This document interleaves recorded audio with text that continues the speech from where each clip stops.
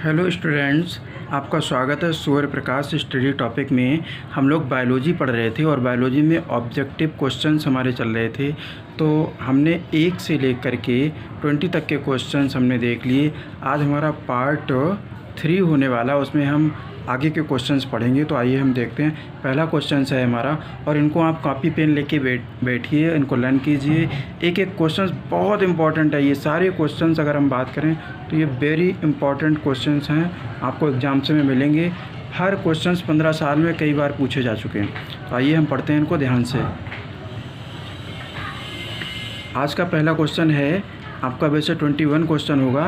पहला क्वेश्चन है, प्लाज्मोटोमी किसमें होता है? तो इसमें नाम दिए गए हैं क्या? हाइड्रा में, ओवेलिया में, ओपिलिना में, प्लाज्मोडियम में।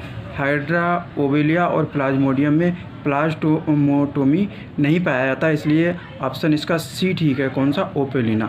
अगर हम प्लाज्मोटोमी की बात करें तो ओपेलिना में पाया जाता है। नेक्स्ट देखिए, किसी अनिषेचित अंडज से बीज के विकास को कहते हैं। जो अनिषेचित अंडज हो उसके बीज को विकास को क्या कहेंगे हम? विविपायरस या पार्थेनोकोपी, एपोगोमी, एफे स्पोरी। इसका ऑप्शन बी ठीक है। क्या ऑप्शन? पार्थेनोकोपी।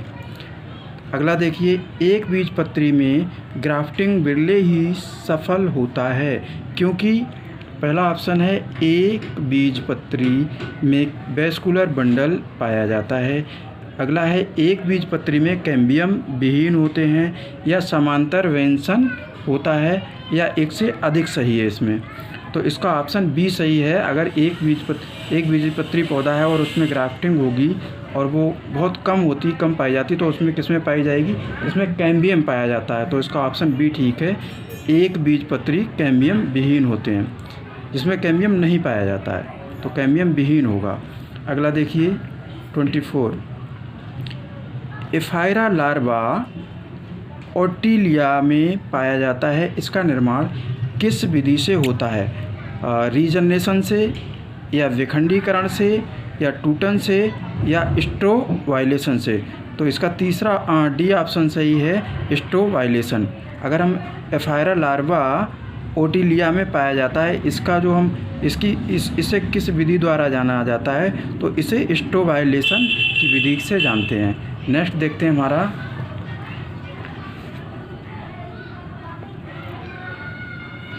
अगला है, जीरोंटोलॉजी में किसका अध्ययन किया जाता है? हमें खूब पता है, पक्षियों का अध्ययन, या अस्थि का अध्ययन, एजिंग, या पृथ्वी।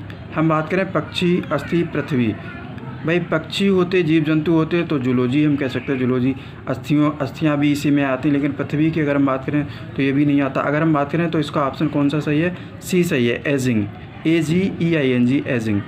अगला देखिए 26, निम्नलिखित में से किसमें बिना निषेचन द्वारा प्रजनन की क्षमता होती है?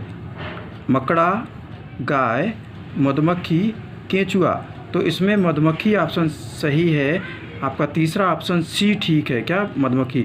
अगर हम बात करें तो इसका जो इसमें जो प्रजनन होता है वो अनिषेचित अंडे के द्वारा होता है, तो इसीलिए इसमें आया कि बिना निषेचन के। जो अंडे होते हैं, अगर कुछ प्रजनन ऐसे होते हैं जो निषेचित अंडे के द्वारा होते हैं, जिसमें निषेचन होता है, और कुछ अंडे ऐसे होते हैं जो अनिषेचित होते हैं, बिना निषेचन के ही उसमें अगले जो संतति उत्पन्न होती है उनका निर्माण होता है। तो वो कौन सा है? मधुमक्खी। अगला देखिए, प्याज के उगमक में गुणसूत्रों की संख्या होती है। तो प्याज के उगमक मतलब इनका जो जोड़ा होगा, उनके उगमक होंगे, उनमें कितनी संख्या पाई जाती है? 8, 16, 24 या 32। तो इसका ऑप्शन बी ठीक है। इसमें कितनी युग्मक पाए जाते हैं? गुणसूत्र की संख्या होती है इसमें 16। प्याज के उगमक में गुणसूत्रों की संख्या कितनी होगी? 16 होगी। अगला देखिए, किसी अनावृत बीजी में भ्रूणपोष है। मतलब कोई अनावृत बीजी पौधा होता है, उसमें भ्रूणपोष क्या होता है? अगुणित कैसा होता है? अगुणित होता है, या द्विगुणित होता है, या त्रिगुणित होता है, या कोई नहीं। इसमें 3 लेयर होती हैं जिसमें टेप्टम पाया जाता है। अगर हम बात करें तो क्या होता है? अनावृत बीजी पौधों में भ्रूणपोष जो होता है वो त्रिगुणित होता है। कैसा होता है? त्रिगुणित। तो इसका ऑप्शन सी ठीक है। अगला देखिए हमारा, किसी पुष्प के अंडाशय होते हैं कितने, कैसे होंगे इसके अंडाशय अगर हम किसी पौधे के पुष्प की बात करें तो उसमें अंडाशय जो होंगे वो कैसे होंगे, अगुणित या द्विगुणित या त्रिगुणित या चतुर्गुणित।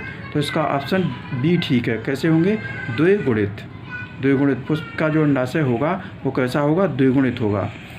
पौधों में अर्धसूत्रीय विभाजन किसमें होता है, ये आज का लास्ट क्वेश्चन है। अगली वीडियो में हम 4th पार्ट में मिलेंगे आगे के। ये लास्ट क्वेश्चन है, इनको नोट कीजिए सभी क्वेश्चंस को। पौधों में अर्धसूत्रीय विभाजन किसमें पाया जाता है, मूल छोर में, परागकण में या तने के छोर में या परागकोश में। पौधों में अर्धसूत्रीय विभाजन जो होता है इसको अर्धसूत्रीय विभाजन किसमें पाया जाता है, परागकोश में पाया जाएगा। जो पौधों में परागकण होते हैं उनके ऊपर जो चिपचिपा सा बना होता है उसको हम क्या बोलते हैं, परागकोश। जो पौधे के ऊपर की जो, जैसे हम बात करें ओवरी बनी होती है, तो ये ओवरी के ऊपर का जो भाग होता है इसमें क्या पाए जाते हैं, परागकोश पाए जाते हैं। Okay, thank you, bye bye, मिलते हैं हम लोग नेक्स्ट वीडियो में। Okay, bye.